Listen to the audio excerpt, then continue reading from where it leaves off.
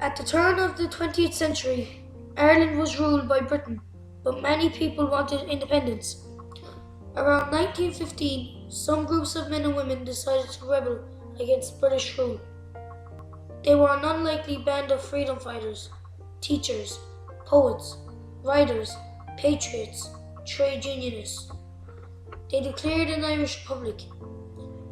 From this dramatic gesture, a nation is born. Easter 1916 was the time for the planned uprisings to take place. However, there was confusion leading up to the rising. This meant that the Easter Rising took place mainly in Dublin.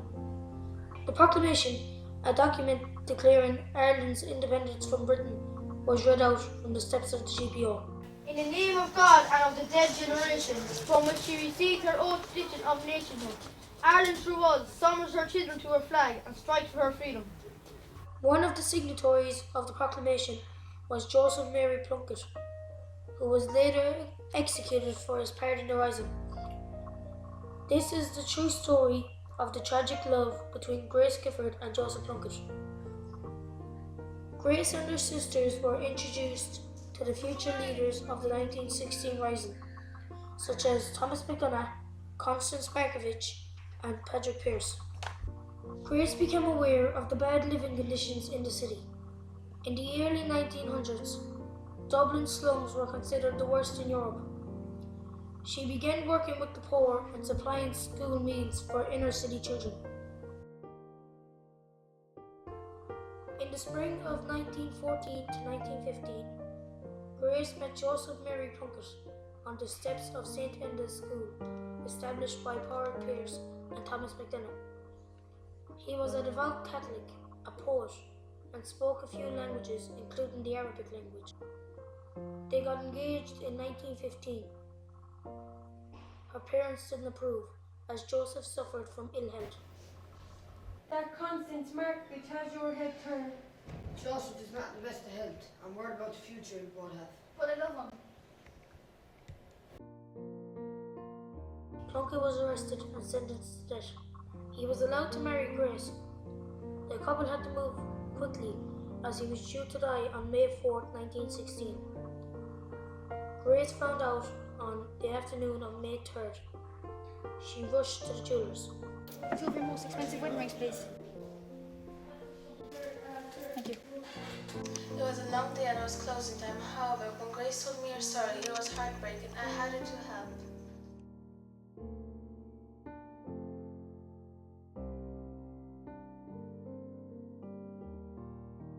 Grace was kept waiting until late at night before she was allowed to see Plunkett in the prison chapel.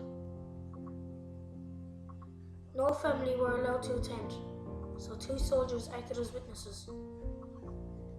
Grace was brought away but returned for one last time to see her beloved Joe, her new husband.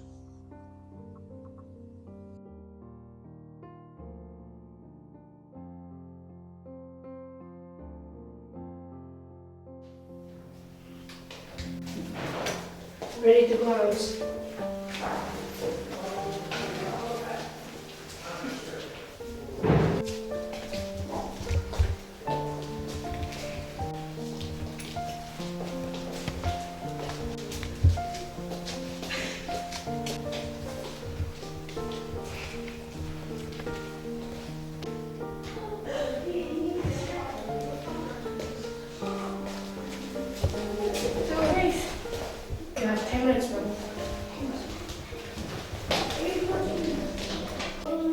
Grace, I'm so sorry to let you do this. Time's up. No, Joe, no! Joe! The next morning, Joseph Plunkett was led out to his execution.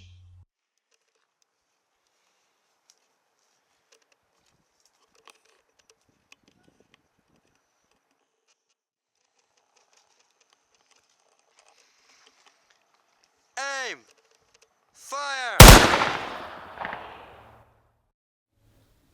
I see his blood upon the rose, and in the stars the glory in his eyes.